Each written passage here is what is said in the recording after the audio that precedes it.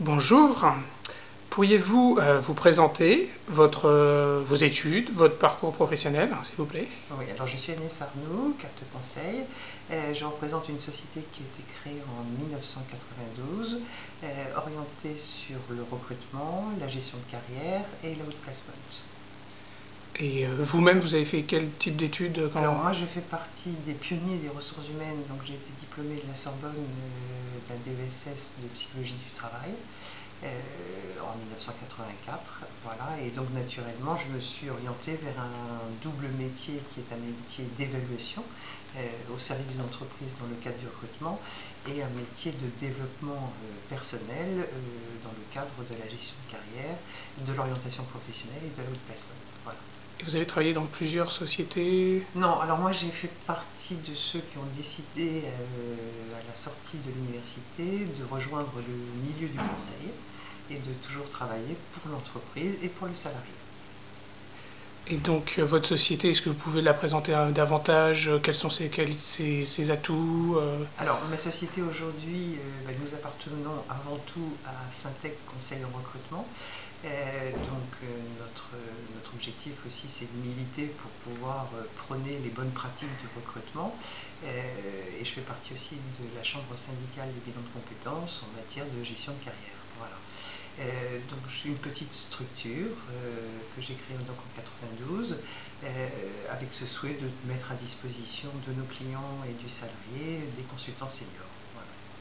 Consultant senior. Alors, quel type d'emploi vous travaillez? Alors, à cette question, je dirais, c'est la fidélité de nos clients qui aujourd'hui peut, au bout de 20 ans, nous faire prévaloir de spécialité dans un domaine plus que d'un autre. D'accord. Est-ce que quel type d'entreprise, avec quel type d'entreprise vous travaillez? Alors, nous, historiquement, nous avons toujours travaillé plutôt pour des grands groupes. Des grands groupes. Voilà, qui ont choisi peut-être des petites structures pour la pérennité, la fidélité en fait, des consultants. Voilà, plutôt grands groupes. Voilà.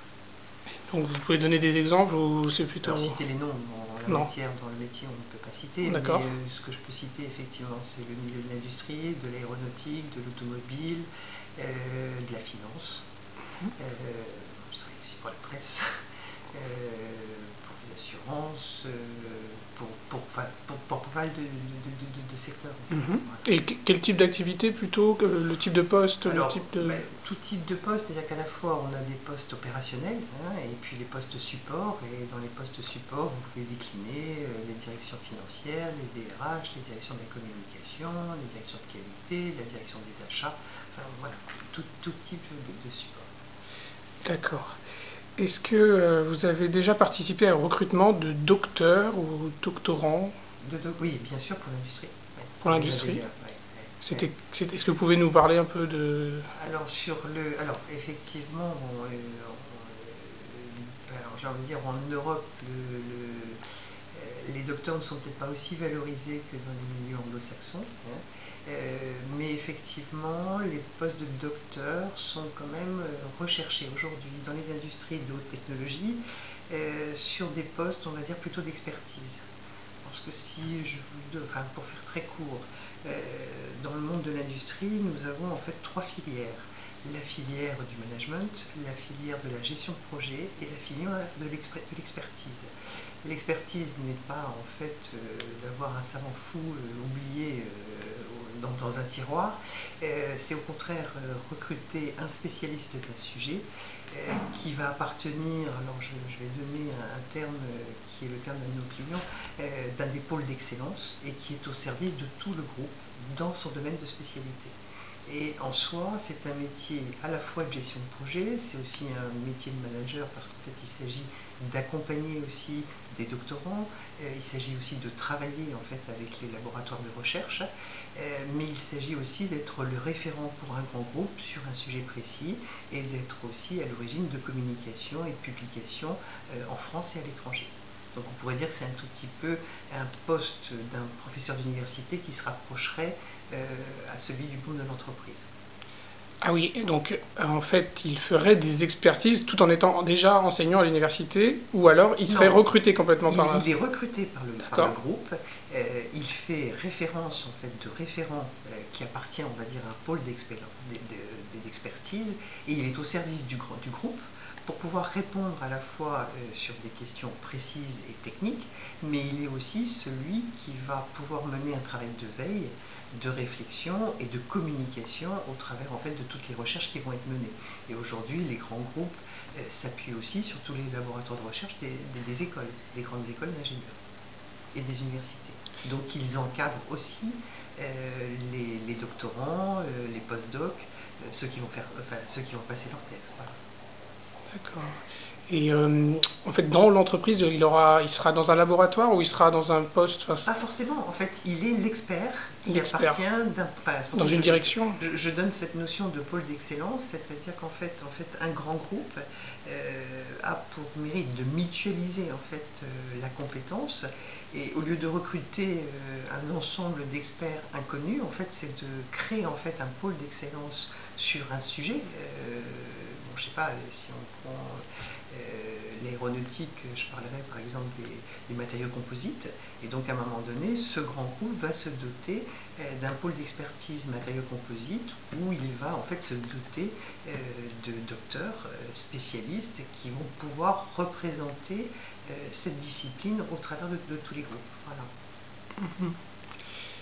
Et alors, vous parlez surtout de technologie, et est-ce qu'il y a aussi des personnes qui sont issues des sciences humaines parfois? Alors non, ça, historiquement, j'ai envie de dire, moi j'exerce depuis 1984 et des docteurs en sciences humaines pour le monde de l'entreprise, je pense que c'est ouais, non, c'est plus trop d'actualité. Et je lis beaucoup plus à la technologie. Ouais. Et en fait, bah, quel est le défaut? Pourquoi, à votre avis, c'est peu valorisé? Est-ce que enfin, ça, j'ai pas la réponse, quoi. Est-ce que ça veut dire effectivement qu'on est dans un monde aujourd'hui où on n'investit pas sur la recherche et que c'est en fait, je sais pas. Non, ça, je peux pas témoigner. Ouais, non, je peux pas témoigner. Et bah alors, plutôt dans les qualités, alors, qu'est-ce qui intéresse? Et l'expertise, ou surtout, vous Ah, les soulignez? qualités. Alors là, effectivement, je pense que, quand je vous ai dit aujourd'hui, nous avons trois filières, le management, la Oui, gestion de projet et l'expertise. L'expertise en soi, enfin, je donne trois axes tout à fait orthogonaux en oui. disant, si vous êtes celui qui me dit qu'est-ce que je dois choisir, je vous dirai, il n'y a pas une voie qui est meilleure qu'une autre. Par contre, à vous de savoir quelle est la voie qui vous convient le mieux, et vous allez vous pouvoir exceller et progresser, évoluer. Et je pense qu'effectivement la voie de l'expertise nécessite en fait alors plusieurs choses. C'est d'abord en fait l'envie pour quelqu'un d'approfondir un sujet circonscrit. C'est justement d'aller peut-être jusqu'au bout d'une matière, d'une connaissance, et d'être doté de qualités relationnelles, orales, sociales, pour être aussi celui qui va pouvoir être celui qui va communiquer au nom d'un groupe, celui à qui on va pouvoir aller chercher de l'information, celui qui va faire partie d'équipes de projet. Donc c'est aussi quelqu'un à qui on va demander vraiment des compétences orales, écrites, et un véritable savoir-faire, qui n'est pas un savoir-faire de négociation, de business, mais qui est un savoir-faire pédagogique, d'information, qui va être au service effectivement de son entreprise, à la fois de ses clients internes comme des clients externes. C'est un référent en fait. Ouais. Et c'est vraiment un métier aujourd'hui à part entière. Quoi. Et l'expert n'est pas un malheureux oublié, poussiéreux. Voilà. D'accord. Parce qu'on parle des fois de thèses plus poussiéreuses dans les bibliothèques Voilà, cachées. voilà. Mais Et je pense que ce qu'on peut dire, c'est que nos industries de haute technologie ont compris, moi je le situerai, mais vous me pardonnez, si ma mémoire est à 4-5 ans imprécise, mais j'ai envie de dire dans les années 95, où on a senti effectivement ce besoin de renforcer, de professionnaliser cette filière d'expertise et d'en faire une filière tout aussi noble que la filière du management ou de la gestion de projet. et donc, oui, auparavant, c'était plutôt des ingénieurs qui étaient dans ce domaine-là, ou... Bah, auparavant, oui, on pouvait en fait, mettre un ingénieur, un expert, en fait, c'était l'expert d'un service, D'accord, celui c'était qu'on par service. sollicitait. Voilà. Et moi, je peux témoigner, c'est effectivement la prise de conscience d'un groupe qui est de sentir et de pressentir qu'effectivement, elle aurait besoin d'experts au nom de tout son service, enfin de tous ses services et de toutes ses filiales, et reconnu de tous, quoi. Voilà. Alors, est-ce que... Et qui a un rayonnement, pas forcément service, mais qui a aussi un rayonnement au dehors de l'entreprise. Hein. Donc, c'est-à-dire quelqu'un qui doit être aussi capable de pouvoir communiquer et de continuer ce que fait un professeur d'université. C'est-à-dire c'est publier, c'est participer à des congrès, c'est aussi avoir une surface et vraiment une existence internationale. Alors, est-ce que vous pouvez nous dire concrètement comment ça se passe? On vous appelle, on vous envoie un CV, comment ça se passe avec vous, la relation? Comment vous mettez en relation? Alors, ça, c'est lié à chacun des groupes avec lesquels vous travaillez. Aujourd'hui, on pourrait dire le process fait foi, donc chaque entreprise a son process et notre métier est effectivement de répondre au process. Donc tout existe, quoi, tout type de contrat. Mais je veux dire, on n'est pas dans un secteur où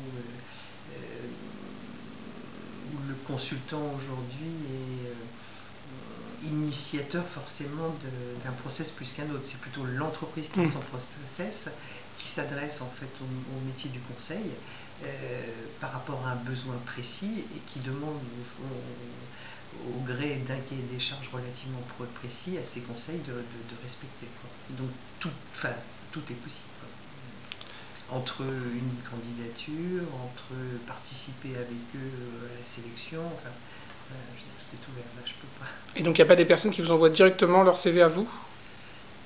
Oui, il y a toujours. Si aussi ça. Voilà. Mais en soi, je veux dire, recevoir un CV, mais ne pas être lié à un contrat vis-à-vis d'une société, ça s'appelle un autre métier. Enfin, c'est pas forcément un métier de conseil, quoi. D'accord, c'est parce que d'abord vous travaillez avec une entreprise. D'abord on travaille avec une entreprise et ensuite effectivement notre métier va être au travers du process et du contrat qui a été lié avec ce groupe de pouvoir mettre en place en fait les étapes de sourcing. Donc sourcing c'est quoi? C'est recherche des CV. Ensuite la présélection qui se fait à la fois sur des CV ou sur la rencontre de candidats, on va dire sur un premier entretien.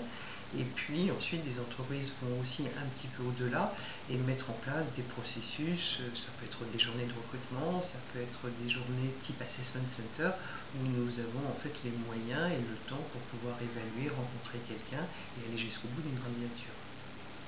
Et alors, comment concrètement ça se passe? Qu'est-ce que vous regardez, vous? Est-ce que vous cherchez vous-même? Comment vous faites? Sur quel site internet? Comment vous cherchez des personnes en fait vous-même quand vous cherchez? Aujourd'hui je pense qu'il n'y a pas de solution unique, hein. Donc en fait ce sont des solutions multifactorielles. À la fois il y a les candidatures spontanées qui sont reçues par l'entreprise, Oui. il y a les candidatures spontanées qui sont reçues et gérées par les cabinets. Il y a aujourd'hui, je crois, de plus en plus en fait une place qui est mise sur les réseaux LinkedIn, je le cite en premier, et Viadeo, où en fait les candidats peuvent tout à fait témoigner de leur disponibilité, de leur recherche d'opportunités. Vous avez ensuite votre réseau professionnel à la fois des recruteurs, des managers d'entreprise, du cabinet. Tout ça fait une alchimie merveilleuse. Et l'idée, c'est de trouver non pas le meilleur candidat, mais le bon candidat pour le poste recherché. Et alors, c'est quoi le bon candidat? Le bon candidat, c'est celui, comme je vous ai dit, c'est pas forcément le meilleur, c'est le bon candidat parce que c'est celui qui a à l'instant T les bonnes compétences, les bonnes connaissances, qui a déjà su faire, comme on dit, qui a les savoir-faire, c'est-à-dire tout ce qui est lié à son expérience, qui lui a appris à mener déjà tel type d'activité ou tel autre. Et ensuite, c'est quelqu'un qui a aussi des qualités personnelles qui font que nous allons pouvoir prédire sa capacité d'adaptation et d'intégration et qui partagent aussi les valeurs de l'entreprise et qui a envie de s'inscrire de façon pérenne. Et quand on dit le bon candidat, c'est aussi que le candidat comme l'entreprise puisse vivre une expérience win-win, c'est-à-dire que l'entreprise est gagnée autant que le candidat est gagné. Est-ce qu'il y a des choses rédhibitoires? Est-ce qu'il y a des choses que vous voyez, des défauts flagrants, des choses à éviter dans les lettres de motivation, les CV, les... Le défaut flagrant, c'est effectivement de ne pas avoir de projet, de ne pas savoir qui nous sommes, ce qu'on sait faire, vouloir tout ouvrir et en fait, à force de tout ouvrir et d'être exhaustif, on ne sait plus qui on est et ce que l'on veut. Le mauvais candidat, c'est celui qui n'a pas de conviction. Souvent les managers disent c'est aussi intéressant de les entendre dans leur trip, dans ce qu'ils sont, quoi. Donc, et c'est dans un partage, quoi. Et un recrutement nécessite aussi du temps, une certaine maturité. Et je veux dire, à partir du moment où une candidature elle est réaliste, elle est tout à fait faisable, je dirais la dernière étape, c'est que ça soit partagé à la fois par le candidat et par l'entreprise et que tout le monde ait envie de s'engager. Et voilà.